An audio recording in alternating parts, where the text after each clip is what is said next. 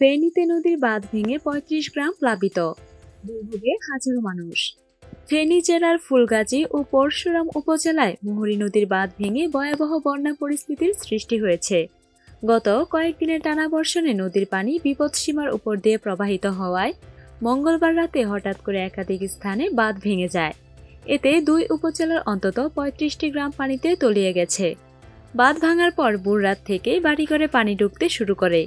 অনেক পরিবার নিরাপদ স্থানে আশ্রয় নিতে বাধ্য হয়েছে।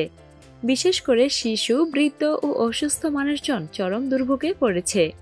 স্থানীয় সূত্রে জানা যায়, ফুলগাজীর দক্ষিণ ঘনিয়ামুড়া, আনন্দপুর, মুন্সিরহাট, দরবারপুর এবং পরশুরামের চিথলিয়া, মির্জানগর সহ বহু গ্রামে এখন হাঁটু পানি থেকে কোমর সমান পানি।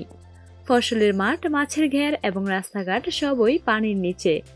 পানি উন্নয়ন বোর্ড ও প্রশাসনের পক্ষ থেকে জানানো হয়েছে, জরুরি ভিত্তিতে বাঁধ মেরামতের কাজ শুরু হয়েছে এবং ক্ষতিগ্রস্ত পরিবারদের জন্য শুকনো খাবার এবং ত্রাণ সরবরাহের ব্যবস্থা করা হচ্ছে।